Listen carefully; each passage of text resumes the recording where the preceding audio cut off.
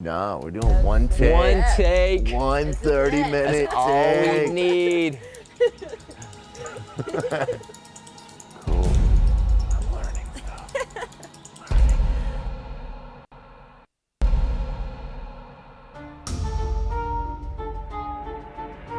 All right, guys, today we're out here with my as seen on TV friends, Hope Jordan and Dan Postian. So we were just filming an episode for Dan's Lit Kitchen, and we thought we'd take this opportunity to come out here and teach you guys a little bit more about photography. And so I'm actually going to be showing Dan here how to shoot in Aperture Priority Mode. So we're talking about that, and I'm just going to give him the formula and see how he does.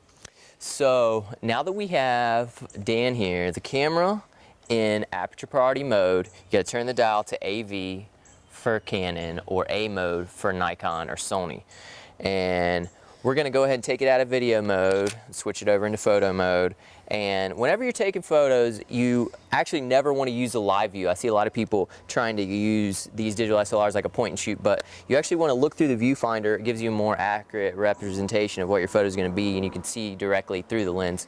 So now that we have this set up, you have to choose two options. You have to pick your ISO, and you also have to choose your aperture. And as we were talking about, the lower the number for the aperture, then the more blurry or dreamy the background's gonna be. So to start out with out here, we're gonna dial the aperture to f2.0, and we're only able to do that because Dan has the 50mm lens, which we talked about getting the $100 nifty 50 for either Nikon or Canon. So 50mm prime, it won't zoom, but the aperture number can go to a very low number. So, And this is only $100, you said? yeah, the nifty 50 is actually about $100, maybe 115 or 20 bucks. Canon has a version, it's an f1.8 lens, and Nikon also has an f1.8 lens. And the reason why they're less expensive is because they don't have a metal body, it's actually plastic lens. So they That's good for people like me. Yeah, great budget lens. Challenged. So, now that we set our aperture at f2.0, we're gonna have to... How do we do that again? The way it's different on every camera model, how you change the aperture, but once you put it in Aperture Priority Mode, there's going to be a wheel that you need to turn either on the back of the camera or on the top of the camera. Sometimes you actually have to hold down a button and turn the wheel. So if you're not sure how to change the aperture on your camera, just glance in your camera manual and you'll learn how to change the aperture in there. But we also have to set our ISO, because when you're shooting in Aperture Priority Mode, you have to pick not only the aperture but also the ISO. And since it's really bright out here, as we mentioned, you're going to want to choose a low number like ISO 100. So whenever possible, shoot at ISO 100. And the way you'll know if you need to raise your number higher is if you don't have enough shutter speed. So if your shutter speed ever dips to a really low number where you can hear it's taking a long time to take the photo, blurry photos, that sort of thing, then you need to raise your ISO or lower your aperture. So ISO 100, f2.0, and he's set. That's all he needs to do. So Dan, this would be, since the light's right on us, this would be a good spot to get started? Yeah, a lot of people think that, like on a beautiful, bright, sunny day, that it must be a great day for photos. Unfortunately, that's not the case. The light is kind of harsh, and it shadows the eyes. It's just not very flattering. So we want to actually try to move to a shady location somewhere. Not actually shady, Okay. like seedy, but you know, like someplace with some shade.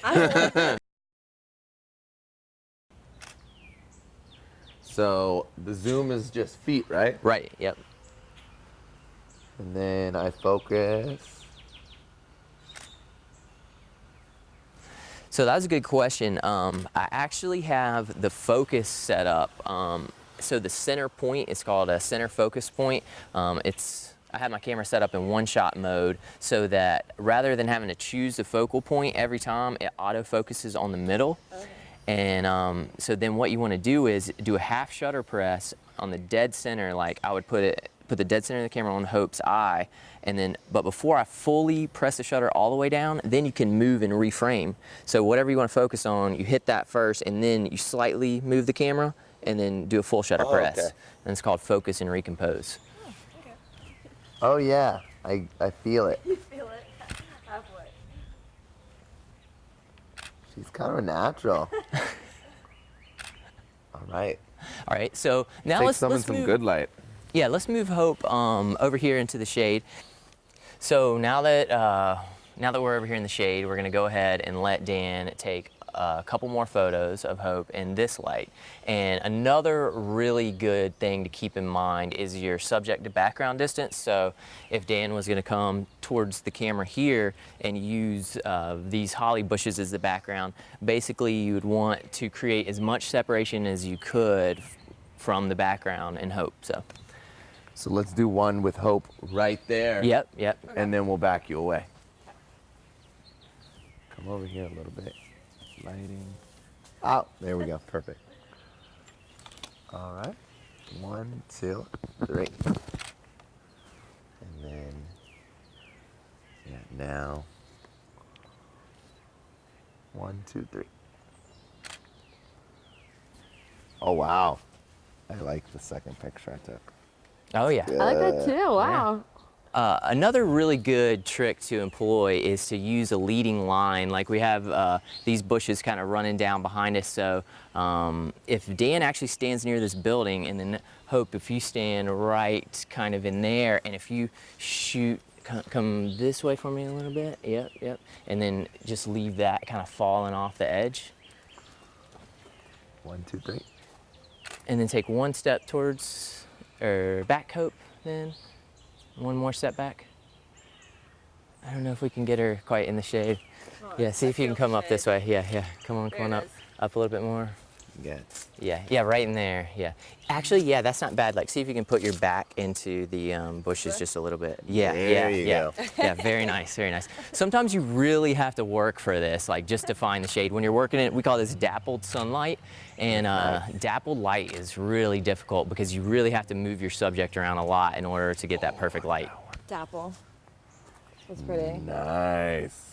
You could see what Dan was able to do here in Aperture Priority Mode. He's not a professional, and all we did was just set the aperture to a low number, put on the 50 millimeter, and then set the correct ISO. Now, on some of these photos, he may want them to be slightly brighter or slightly darker, and what we need to do to fix that is what's called exposure compensation. And much like I had him do the half shutter press to get the focal point correct, we're once again gonna do a half shutter press, but this time roll the wheel on the back. And if you roll it to the right, this makes the picture slightly brighter, but if you roll it to the left, it makes the picture slightly darker. Exactly. Nice. And the way you can tell is there's a line in the middle, and you can see how it's in the dead center. Well, it's not quite in the center now. It's slightly overexposed, but see how that moves? Yeah. So that would be perfectly what it thinks is the right exposure. And then if you want it just slightly brighter, like I had mine a little bit overexposed because I like that for to get rid of shadows like on faces. So that's, you know, you can cheat it up to stop, 2 stops, you know, whatever you need. So darker to the left, brighter to the right. So that's one thing you could do, like on this, be like, oh, you know, I wish it was just a little bit brighter. It'd be okay, you know, if this, you know, even went really hot, then you would just roll this just slightly to the right, and then the next picture you take will look just like this one, but be slightly brighter. Cool. So, and the only Should I take thing, a couple pictures of her with left and right? yeah, you could play with that. And the only thing that changes every time is your shutter speed, like how quickly the shutter opens and closes. So you can see now it's at 1,000, but then if I roll it down, it'll go up to 2,500, double. And so the shutter's open and closing more quickly, which lets in less light. If the shutter stays open longer, a 500th of a second, then you're letting in more light, obviously. So that's how it works. Damn. It's so fast. 500th of a second. Yeah. So fast. And that's actually a good thing. You want to always make sure you have over 1/50th of a second for handheld photography. Anything lower, even when I get under 1/100th of a second, I really try to watch, you know, how steady that I'm holding it. And so you can actually use this technique too. This is a good camera holding technique. I see a lot of people hold cameras like, you know, they'll be holding the zoom like this out here. But what you want to do is create as many points of contact on your body as you can. So I brace my arm, put the camera in there, and then once I put this hand up, that's 2 points of contact, 1, 2, and then when I bring it up to my eye, I have 3 points of contact, you know, which gives you more stability. Yeah. So yeah, about it keeps that. you from shaking a little bit. Yeah, So, I'm learning stuff. yeah. This is the ISO I'm adjusting, right? It's called exposure compensation. Exposure. All right, 1, 2, 3. That was good. All right, now I'm gonna go low. Do you just press set and then do it? Half shutter press. Halfway and then scroll. Do it. So then, yeah, you just press this down halfway and then scroll. Oh, wow, Hope knew. And, I didn't know. and you gotta hold it down halfway sometimes if it doesn't work immediately. Cool. Just All right, lower this I'm down. at -1 right here. 1, 2, 3. So that's considered one stop underexposed. Okay, I saw the difference. Now I'm doing +1. 1, 2, 3. And so quite often I like to hang out in between 0 and +1. Oh wow, yeah. Yeah, so right in the middle of those was that. Yeah, okay. It's cool, the points of contact. I never even thought about it, but it's like making a tripod with your Right, face. yeah.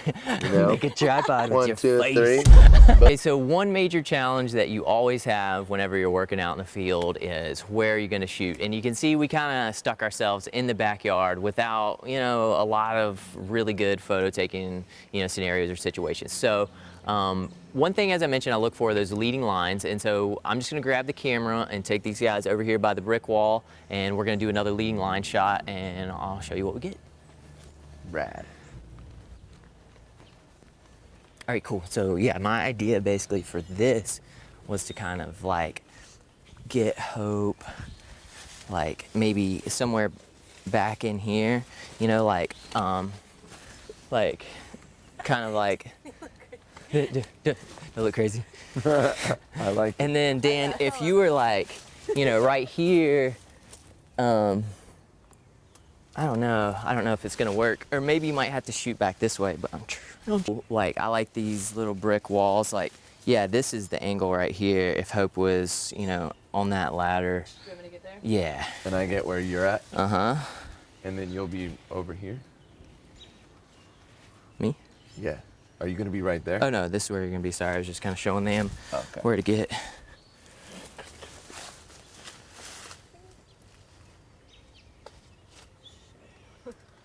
Well, this is a cool shot. Sweet. So much hair. And then if you can see stuff over the fence, you can have her move down like one rung. Want to move down or? Or kind of like leaning forward almost like that. Like you're kind of like leaning just a little bit out this way. Yeah, just kind of hide some more of that stuff back there. Yeah, I'm trying to knock at the play thing. All right, 1, 2, 3. Take a couple.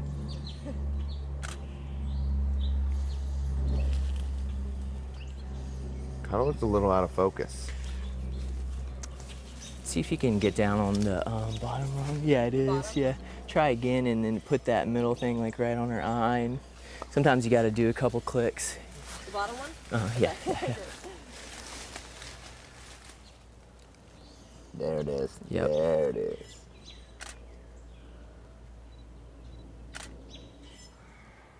Oh. And so, Dan, one one. other secret is don't be scared, man. Keep clicking. Like she's modeling and moving. Like every single shot's gonna be slightly different. So that's a really good one. But you could get a lot more of those moments in between. Just don't feel free to snap away with digital. Cool. Just click, click, click. All right. I like exactly what you were doing. More of that.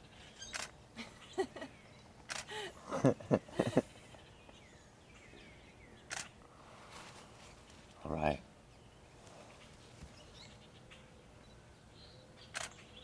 The fence looks really good behind her. And then you can get her to kind of Hope look off, like over here. Yes, yeah.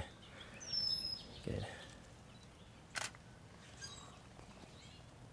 And then now just bring your eyes to Dan, like, yeah.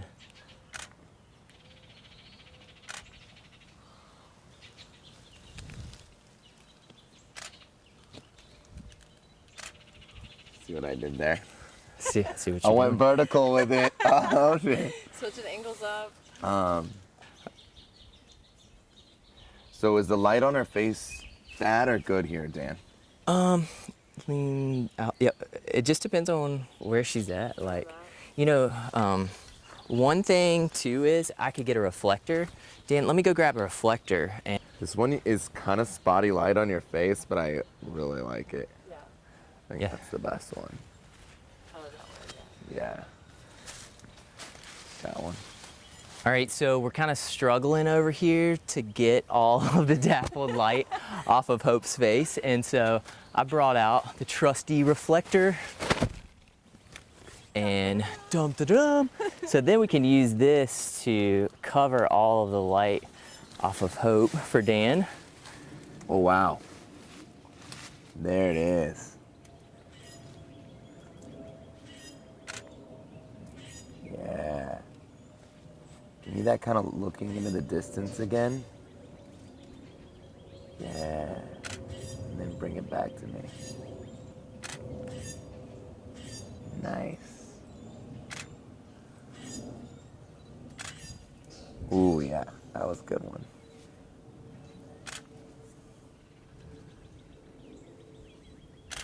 Dude, that reflector helps so much. Did it? Good, good. Look. Oh yeah. Oh, wow. I love that. That's awesome. Right? Wow. That one's good. So, yeah, I would have never called that from like what was. And then I like I love that. the framing's not perfect, but I really like the shot. That, yeah. So, Like, guys- that background. Yeah. All right, guys, hope that helped. This was your quick lesson on how to shoot in Aperture Priority Mode. Remember, just set your ISO and your aperture, go out there and have some fun.